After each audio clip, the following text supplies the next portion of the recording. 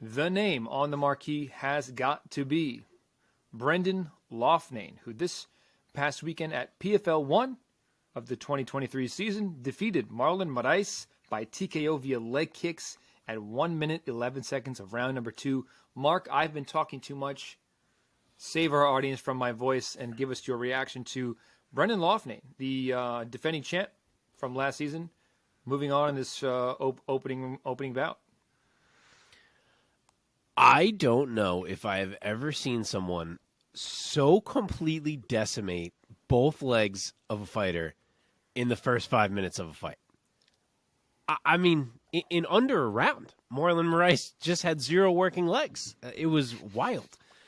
And I know that we have seen before how good Brendan Loughnane's kicks can be. They carried him to they were one of the keys to his finals victory over Bubba Jenkins last season. But in this instance, I'm almost like, I don't know if that was more Brendan Loughnane or more Marlon Moraes just being brittle everywhere now. Like, we know his chin is gone, but now I'm like, is everything gone? Like, I don't know how he fell apart so quickly. And it's not like it was a crazy barrage of kicks. It was just like some well-placed kicks to each leg, and it was a wrap. So, as I said, we know he has nasty leg kicks, so I will give the credit to Brendan Loughnane. And props to Moraes, honestly, because he could have quit. The dude's leg stopped working by the end of round 1. As I said, the doc was checking him out, and he was like, I'm good. He came out round 2. He actually made it interesting for a minute or so there, really tried to push a pace, but Brendan just bided his time, waited until he could pick a spot, and landed another big one to put Marlon down for good. And he picks up right where he left off here. He's already number 1 in the standings because he got 5 points here, and the rest of the wins were decisions, so they were 3-point wins. He called out Movlid, who we'll get to, who obviously is his most recent loss. You know he wants that rematch. I'd imagine a bit further down the line we may see it, but you can't start much better than that for Brendan Loughnane, and I'm sure he's thrilled to have, as much as it's a guy who was a career bantamweight and all that, I'm sure he's thrilled to have the name Marlon Moraes on his resume as a finish. Omar, give us your reaction to Brendan Loughnane starting off his 2023 bid for this PFL featherweight title with an emphatic opening win over the veteran Marlon Moraes. Yeah, that's about as bad as leg kicks can generally get. If you go back and you watch those leg kicks, when you are learning leg kicks for the first time, the target is the thigh, right? Like if you think of a chicken or a turkey leg, the top of that meat, that's where you want to kick, right? All of that surface area, all of that muscle that you can damage and you can kind of stiffen up and make unusable. Not to mention, it causes the least amount of damage to your own leg because you're not hitting bone. Loughnane is an animal. This man literally kicked shin on shin multiple times on purpose. There were certain times where he kicked almost the side of the knee at certain points, tried to get the back of the calf. But there were a lot of moments where he went right on the shin. And if you're going to do that, one, your conditioning needs to be on point for your legs. But the other thing is you got to know where to kick both on your leg and also where to kick on the guy's leg, right? Your opponent's leg. The thickest part of your shin bone is basically going to be kind of halfway into your shin and up between your knee. That's the thickest and the most brutal part of your shin. Below that is where it starts to get sketchy and it starts to get thinner. And that's where you really start to see guys, whenever they break their legs, you've seen it with McGregor, with Weidman, with Anderson Silva, all of those breaks happen at the bottom portion of their shin because that is the thinnest portion of the bone. That is basically where Loughnane was throwing those kicks, and he was throwing them and landing them at the top portion of his own shin. So he was hitting with the heaviest part and the thickest part of his leg on the thinnest part of Marlon Moraes' leg. And it was, dude, I was watching those, and Marlon was trying to check them.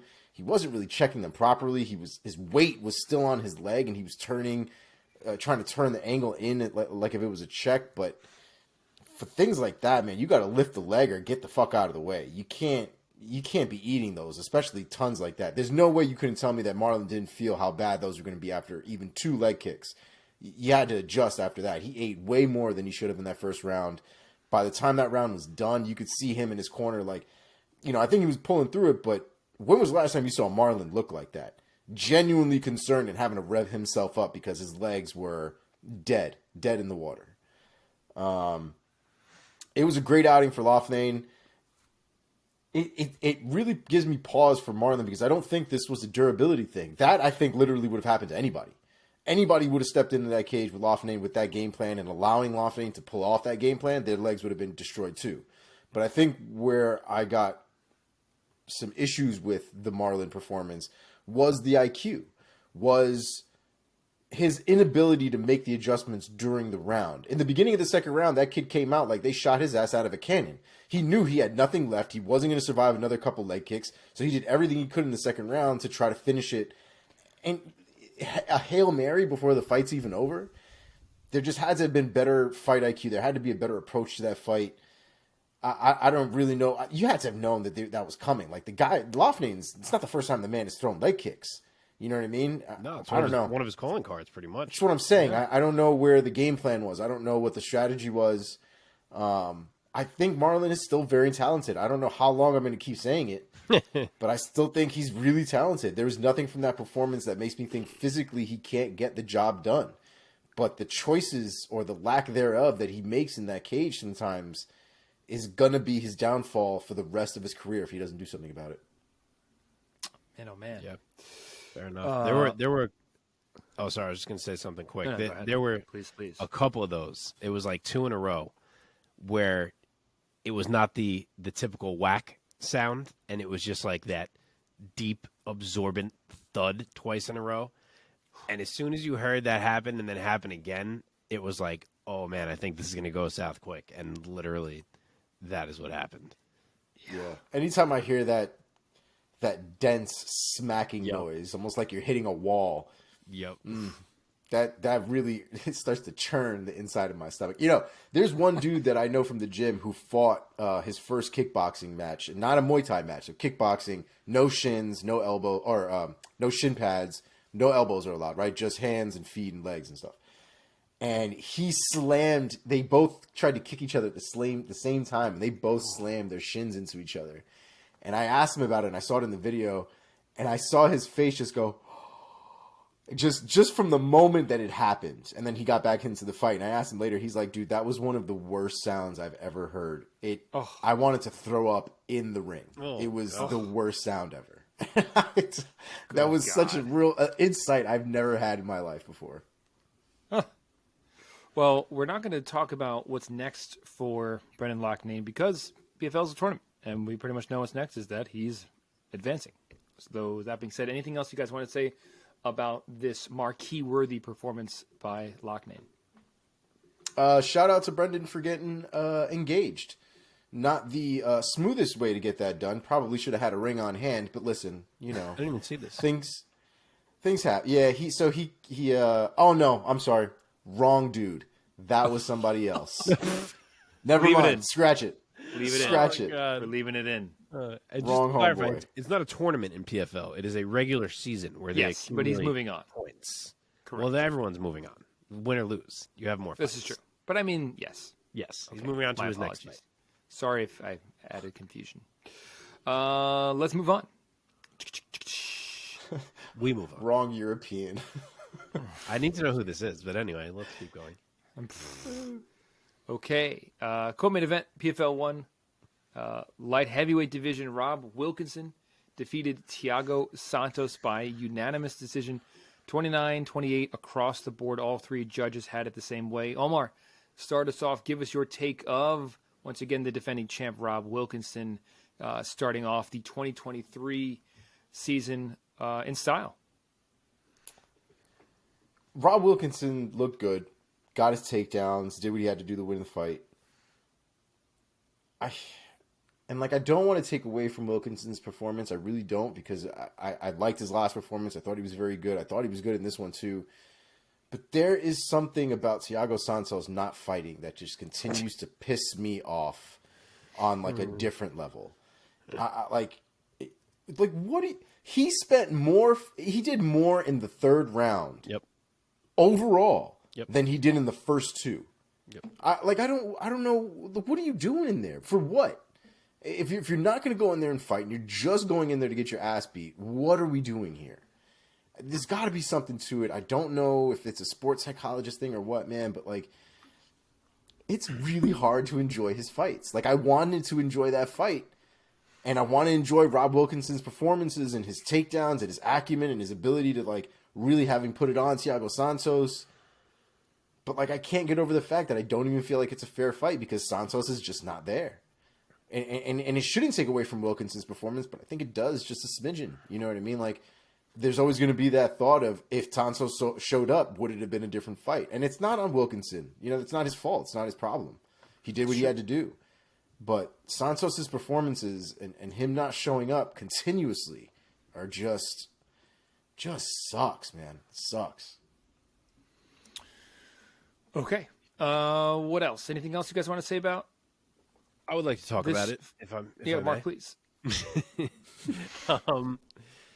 Yeah, I mean, I feel the same in a lot of ways. The Wilkinson performance, I guess, wasn't ideal for us, but it was definitely smart for Rob Wilkinson to go back to his wrestling roots for the first time in a while. And honestly, he did look great. Like, yeah, he couldn't get Santos out of there, but he reminded everyone how dominant he can be in that department as well. And you see now that this is a well-rounded, dangerous fighter who's got to be taken seriously as a top-level light heavyweight at this point. Mm-hmm. And Santos, he fought tough later in the fight. He was working in the third round. But like Omar said, he was too tentative for too much of the fight. It's the same old story from him. So I don't know what it is. I mean, we've said this before. It's insane to think that a guy who literally had like a berserker run at you style, like almost old school Vanderlei type style at times, has become this guy. I don't understand quite how we got here. So it does suck to watch Santos in that regard because you know what you've seen from him before, but he's still no easy out. It's still a great win for Rob Wilkinson. Biggest name win of his career thus far. And honestly, whatever level Santos is on, I think he's going to beat, if he doesn't beat the other dudes in PFL's light heavyweight division, Thiago Santos just needs to pack it in. But assuming he can, I don't really know who on PFL's roster this year can really challenge Rob Wilkinson. The only one I was too interested in seeing was this Thiago Santos fight. So Wilkinson may be walking to a second straight title unless something goes wrong here. Yeah, man. All right. Once again, nothing to say about what's next for these guys. Let us now move on to a bit more of a quicker take here. Let me just scroll back up.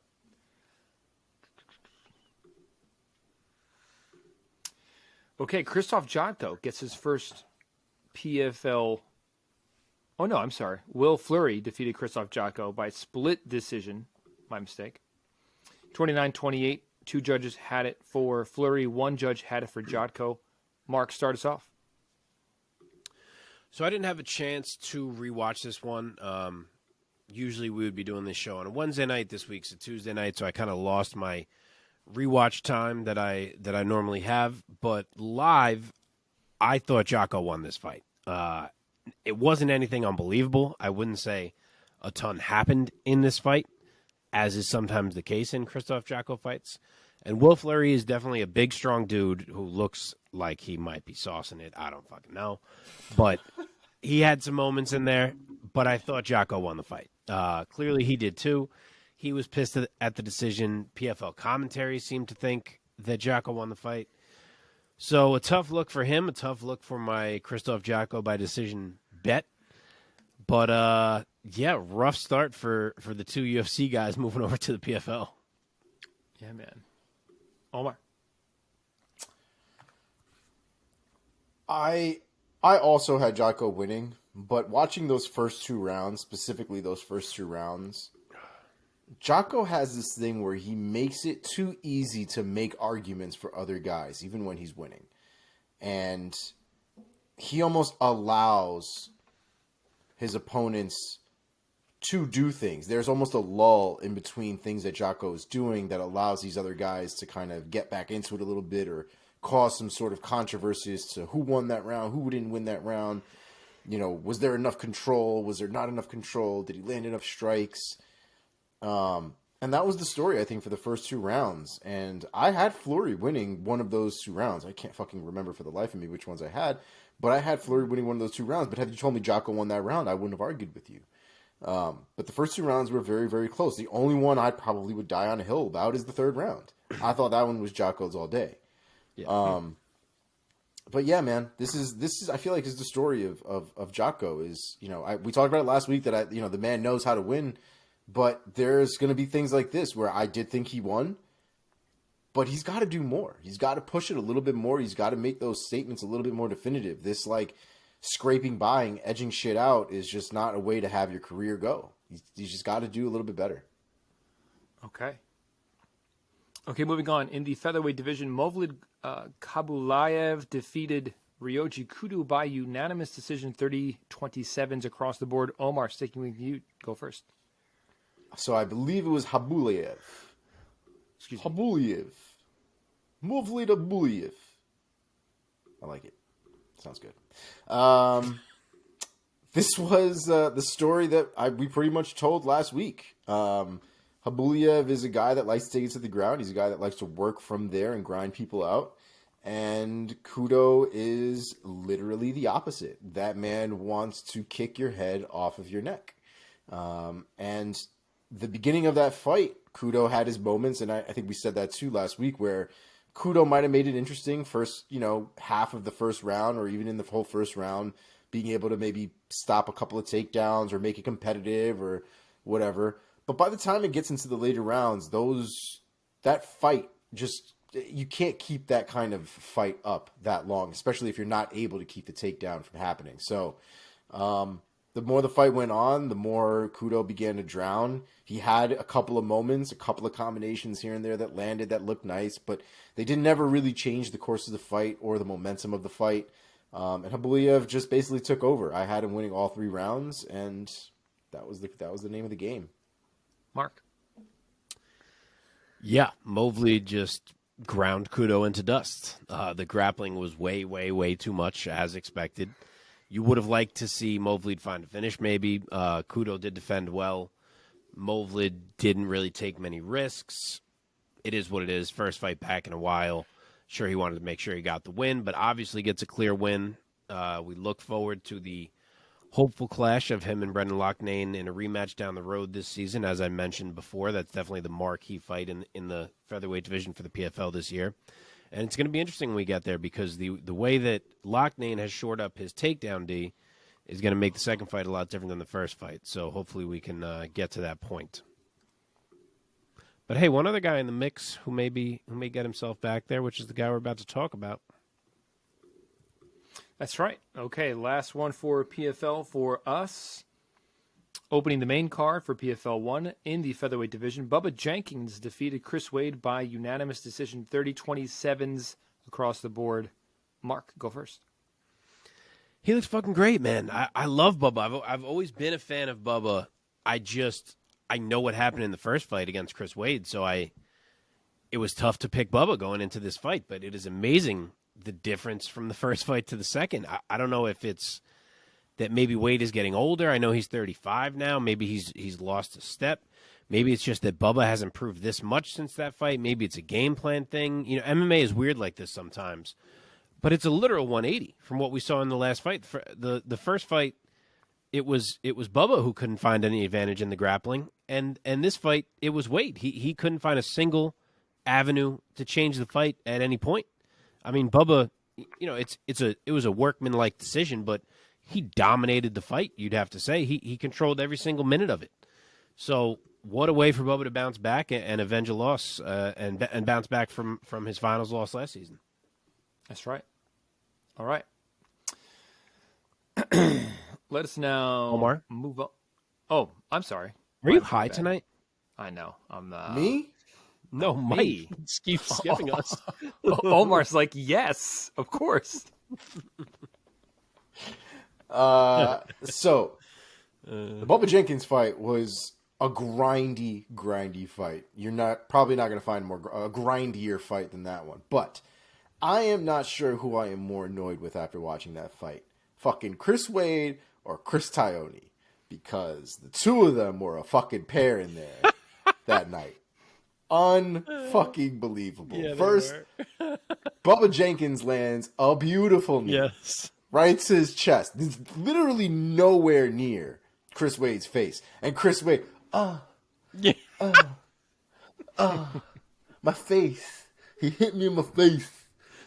I mean, take the fucking Oscar away from Aljo and give it to goddamn Chris Wade because my God. And then Chris Taglioni, oh no, separate. This is terrible. Not the face. And then they show the goddamn replay and we're not even in the same fucking realm as his face. Okay? Not even in the same realm. Meanwhile, it was like a 3-minute break to watch this replay. Now, to Chris Taglioni's credit, if there's replay. any credit to give this man, he reset them back into the position where Bubba at least had the advantage, and he didn't just, I made a bad decision. He actually made it worse for Wade. He took Wade off his knees and put him on his butt. Yeah, fuck Wade.